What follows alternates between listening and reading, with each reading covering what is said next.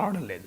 కానీ this is at least some circumstantial ఎవిడెన్స్గా ముందు పెట్టి ఆర్గ్యూ చేయడానికి, హైపోథెసైజ్ చేసి మరింత లోతుగా విశ్లేషించడానికి ఒక ప్రాతిపదిక. కానీ ఆ తెలంగాణకు వచ్చే వరకు అలాంటి హైపోథెటికల్ బేస్ కూడా లేదు. ఎక్కడ మీకు మహేష్ కుమార్ గౌడ్ కానీ కాంగ్రెస్ పార్టీ కానీ ఇంకో గణాంకాలతో ఒక కరీంనగర్ లోక్సభ సెగ్మెంట్లో బండి సంజయ్ దొంగ ఓట్లతో గెలిచాడు అన్నది ఆరోపణ. ఎందుకంటే ఆయన కరీంనగర్లో మాట్లాడుతూ ఆరోపణ చేశాడు.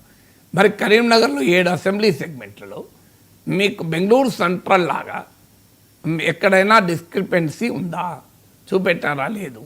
మహదేవ్పుర లాగా ఏదైనా ఒక అసెంబ్లీ సెగ్మెంట్లో అనూహ్యంగా మెజారిటీ వచ్చిన ఎంపరికల్ బేస్ ఉందా? లేదు. ఉన్నా కూడా అది దాని ఆధారంగానే మనం కంక్లూడ్ చేయలేము. అట్లీస్ట్ సమ్ హైపోథెటికల్ బేస్, ఇంకో హైపోథెసిస్, రీసెర్చ్ మెథడాలజీలో హైపోథెసిస్ అంటారు. ఏదో ఒక దానిపైన ఒక హైపోథెసైజ్ చేసి అది కాదా ఉన్న పరిశోధిస్తారు. ఇక్కడ హైపోథెసిస్ లేదు కదా అక్కడ ఉన్నట్లు. మీరు వట్టిగా మాట్లాడితే ఎట్లా? తర్వాత 8 సీట్లు గెలుచుకుంది. ఇదేం ఆశ్చర్యం లేదు కదా. బట్ 2018లో తీసుకుంటే 2018లో అసెంబ్లీ ఎన్నికల్లో బీజేపీకి 7% ఓట్లు వచ్చాయి, 1 సీట్ వచ్చింది. అదే 2019 లోక్సభ ఎన్నికల్లో 4 లోక్సభ సీట్లు వచ్చాయి, మీకు 20% ఓటింగ్ వచ్చింది. మీకు అంబర్పేటలో ఓడిపోయిన కిషన్ రెడ్డి పార్లమెంట్ గెలిచాడు. సో అందువల్ల మనకు 2018 ఎగ్జాంపుల్ కూడా ఉంది. అసెంబ్లీ ఎన్నికల్లో 7%, లోక్సభ ఎన్నికల్లో 20%. అంటే అసెంబ్లీ ఎన్నికలు లోక్సభ ఎన్నికల వరకు బీజేపీ బలం 3 టైమ్స్ పెరిగింది. అలాగే సీట్లు 1 సీట్ నుంచి అప్పటికి 5 సీట్లు ఉండే అసెంబ్లీలో బీజేపీకి, అది 5 4 ఓడిపోయారు. కిషన్ రెడ్డి, లక్ష్మణ్ లాంటి వాళ్ళకు కూడా 1 సీటే గెలిచారు. లోక్సభ ఎన్నికలకు వచ్చకు 4 టైమ్స్ 4 లోక్సభ సీట్లు వచ్చారు. మీకు సిమిలర్ రిజల్ట్ 2023-24 కంపారిజన్లో కూడా పడుతుంది. 2023లో 14% వచ్చాయి అసెంబ్లీ ఎన్నికల్లో, 24 లోక్సభ ఎన్నికలకు వచ్చే వరకు 35% వచ్చింది. సేమ్ మీరు గమనించండి, సేమ్ 2.5 టైమ్స్. మీరు 2018-23 టైంలో 3 టైమ్స్ అయితే 2023-24లో 2.5 టైమ్స్ అయింది. మీకు 8 అసెంబ్లీ సీట్లు వస్తే 8 లోక్సభ సీట్లు కూడా వచ్చాయి. అందువల్ల 2018-19తో పోలిస్తే ఇంకా 2023-24 తక్కువనే ఉంది కంపారిజన్. సో అందువల్ల this is not unusual.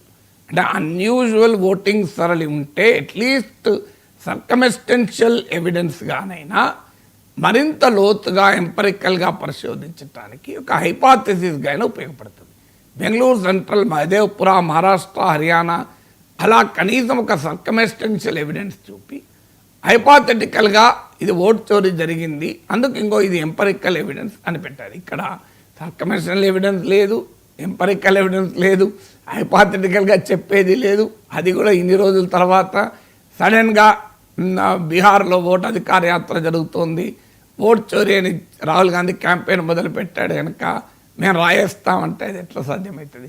Congress party how can it convince? ఓవరాల్గా మీరు చూసినా కాంగ్రెస్ పార్టీ ఓటింగ్ ఏం మారలేదు. మీకు 2023 అసెంబ్లీ ఎన్నికల్లో 40% ఓటింగ్ కాంగ్రెస్కి వచ్చింది. 2024 లోక్సభ ఎన్నికల్లో కూడా కాంగ్రెస్ పార్టీకి అదే ఓటింగ్ వచ్చింది. కాంగ్రెస్ పార్టీ తన ఓటింగ్ నిలబెట్టుకుంది, ఇందులో ఎక్కడా తేడా లేదు. అలాగే మీరు 2023 అసెంబ్లీ ఎన్నికల ప్రకారం చూసినా కాంగ్రెస్ పార్టీ లోక్సభ సెగ్మెంట్ల వారీగా చూస్తే నా ఇమీడియట్ లెక్కల్లో కానీ పెద్దగా డిఫరెన్స్ ఏమీ లేదు. కొన్ని 2023 అసెంబ్లీ ఎన్నికల ఓటింగ్ని చూస్తే కాంగ్రెస్ 8 సీట్లు కాదు 16 సీట్లు గెలిచే పరిస్థితి ఉందా? లేదు కదా. మరి జరిగింది ఏంటి క్లియర్గా కనబడుతుంది. బీఆర్ఎస్ ఓటింగ్ కాస్త అసెంబ్లీ ఎన్నికల్లో బీఆర్ఎస్కు వేసిన ఓటర్ లోక్సభ ఎన్నికల్లో బీజేపీకి షిఫ్ట్ అయింది. మీకు అసెంబ్లీ ఎన్నికల్లో బీఆర్ఎస్కు 37% ఓటింగ్ వచ్చింది, బీజేపీకి 14% వచ్చింది. టోటల్ కలిపితే 51%. మీరు లోక్సభ ఎన్నికలకు వచ్చేవరకు చూడండి, బీఆర్ఎస్కు 17% వచ్చింది, బీజేపీకి 35% వచ్చింది. టోటల్గా 52%. సో బీఆర్ఎస్కు 20% తగ్గింది, బీజేపీకి 21% పెరిగింది. క్లియర్గా అక్కడ బీఆర్ఎస్ ఓటు బీజేపీకి షిఫ్ట్ అయింది. ఇది ఎందుకు షిఫ్ట్ అయింది అంటే కాంగ్రెస్ పార్టీయే గతంలో ఇచ్చిన ఆర్గ్యుమెంట్ ఏంటి? బీఆర్ఎస్ బీజేపీ కుమ్ముక్కైంది పార్లమెంట్ ఎన్నికల్లో. బీఆర్ఎస్ వాళ్ళు తనను తాను చంపుకొని బీజేపీ విజయానికి సపోర్ట్ చేశారు, అందుకే బీఆర్ఎస్ బీజేపీ ఒక్కటే అని మేము చెప్తున్నామని అప్పుడు అన్నారు. ఇప్పుడేమో బీజేపీ ఓట్ చోరీతో గెలిచిందంటున్నారు. మీరే గతంలో బీఆర్ఎస్తో కుమ్ముక్కై బీఆర్ఎస్ ఓట్లు మీరు లాక్కొని గెలిచారని ఒకసారి చెప్పారు. ఇప్పుడు దొంగ ఓట్లతో బీజేపీ గెలిచింది అంటే లాజిక్ ఎక్కడ ఉంటుంది? ఇదన్నా ఏదన్నా ఒకటే నిజమవుతుంది కదా. గణాంకాలు క్లియర్గా తెలియస్తుంది. పొలిటికల్ ట్రెండ్ కాంగ్రెస్ వ్యతిరేక ఓటు 2023 అసెంబ్లీ ఎన్నికలలో బీఆర్ఎస్ వెనకాల ర్యాలీ అయితే లోక్సభ ఎన్నికలు వచ్చారు బీజేపీ వెనకాల ర్యాలీ అయింది. కాంగ్రెస్ ఓట్లు ఏమి తేడా లేదు. అప్పుడు 40%, ఇప్పుడు 40%. మరి బీజేపీ దొంగిలించిన ఓట్లు కాంగ్రెస్ ఓట్లు కావాలి, బీఆర్ఎస్ ఓట్లే కదా. మరి మీరు ఎందుకు బాధపడాలి? ఇంకేమనంటే బీఆర్ఎస్లో బాధపడాలి, మా ఓట్లు దొంగగా వేసుకున్నారని. దొంగ ఓట్లు అయితే అందువల్ల గణాంకాల రీత్యా చూసినా ఎవిడెన్స్ రీత్యా చూసినా కాంగ్రెస్ అధ్యక్షుని వాదన ఎట్టి పరిస్థితుల్లో కరెక్ట్ కాదు కదా. సో మీరు ఏదైనా వాదనకు ఒక ప్రాతిపదిక, ఒక శాస్త్రీయమైన బేస్ ఉండాలి, ఎవిడెన్స్ ఉండాలి. రాజకీయ రంగంలో ఒకరి మీద ఒకరు ఆరోపణలు చేసుకుంటే దానిపైన మాలాంటి వాళ్ళం ఏం మాట్లాడగలం?